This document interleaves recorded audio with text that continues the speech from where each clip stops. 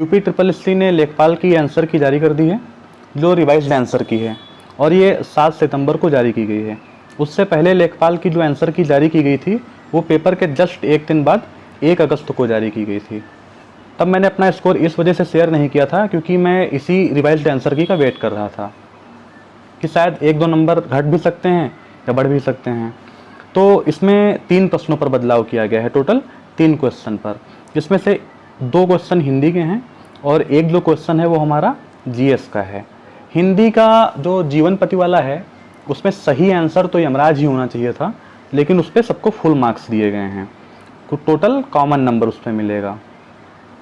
और एक विंध्याचल पर्वत पर घने जंगल हैं, इस वाक्य को उसने शुद्ध मान लिया है।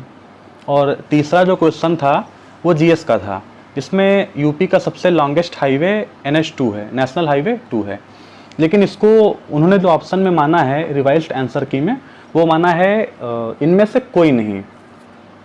तो अब देखते हैं कि मेरा स्कोर क्या रहा है। इस जो रिवाइज्ड आंसर की आई है, इस रिवाइज्ड आंसर के अकॉर्डिंग मेरा स्कोर क्या बन रहा है।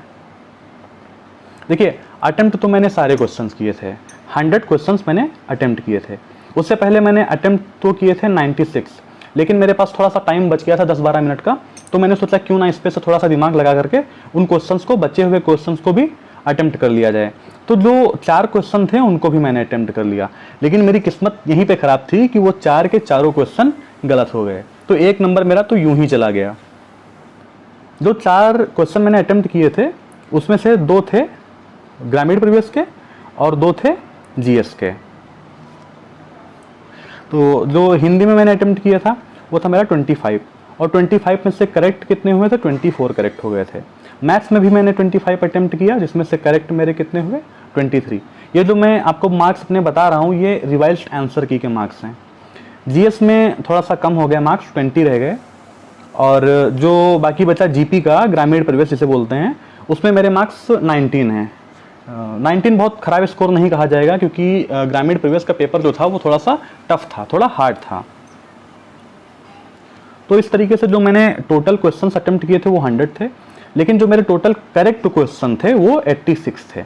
इस हिसाब से तो मेरे मार्क्स 86 बनने चाहिए थे, लेकिन इनकरेक्ट कितने हो गए मेरे, 14। तो जो ये 14 क्वेश्चंस मेरे इनकरेक्ट हुए हैं, इन क्वेश्चंस में 3.5 मार्क्स जो मेरे निगेटिव में चले गए। तो अगर 86 में 3.5 को माइनस करेंगे तो जो मेरा स्कोर बन रहा है वो मेरा है स्कोर 82.5। मेरा स्कोर कितना रहा, तो मैंने भी बताया कि मेरा जो टोटल स्कोर बन रहा है वो 82.5 मार्क्स बन रहा है, क्योंकि जो हिंदी में था मेरा एक क्वेश्चन सही हो गया था और जीएस में मेरा एक क्वेश्चन गलत हो गया था। तो ये दोनों तो बराबर हो गए, एक सही और एक गलत, इसका कोई फर्क नहीं पड़ा। लेकिन जो जीवन पति वाला है उसमें 1 नंबर सबको कॉमन मिला है, यानी वो एक क्वेश्चन सबका सही कर दिया गया है। तो जो मेरे क्वेश्चन मार्क्स बढ़े हैं वो इसी क्वेश्चन के बढ़े हैं, 1.25। तो रिवाइज्ड आंसर की आने से पहले जो मेरा स्कोर था वो 81.25 था, अब मेरा स्कोर हो गया है 82.5। कितने नंबर बढ़े या घटे ये भी मैंने आपको बता दिया है। रिजल्ट आने की संभावना कब तक है, देखिए 1 से फाइनल आंसर की आने के बाद 1 से 1.5 महीने में रिजल्ट आ जाना चाहिए। तो मुझे लग रहा है कि पेट के एग्जाम से पहले, जो 15-16 अक्टूबर को पेट एग्जाम है, उससे पहले इसका रिजल्ट आ जाएगा। लेकिन अगर उससे थोड़ा सा लेट भी करते हैं तो ये अक्टूबर लास्ट तक या नवंबर के फर्स्ट वीक तक रिजल्ट जरूर दे देंगे।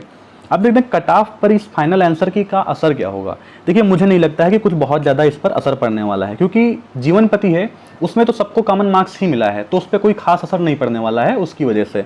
और जो एक विंध्याचल पर्वत वाला जो सही किया गया है और एक जीएस में वो NH2 किया गया है, तो बहुत सारे बच्चों ने, बहुत सारे क्या, लगभग बच्चों ने NH2 लगाया था, तो वो लगभग लोगों का गलत हो गया है। और उसी के अकॉर्डिंग एक क्वेश्चन विंध्याचल पर्वत वाला वो सही कर दिया गया है। तो जैसे मेरे साथ हुआ है वैसे बहुत सारे बच्चों के साथ हुआ है। किसी का तो राय स्कोर उतना ही रहा जितना फाइनल आंसर की से पहले का था। तो जितने भी लेखपाल वाले कैंडिडेट ये वीडियो देख रहे हैं, अगर उन तक ये वीडियो पहुंच रहा है तो अपने अपने मार्क्स कमेंट सेक्शन में शेयर जरूर करें, और अपनी कैटेगरी भी उसके साथ लिखें कि आप जनरल से हैं, OBC से हैं, या EWS से हैं, SC ST या फीमेल हैं। Thank you.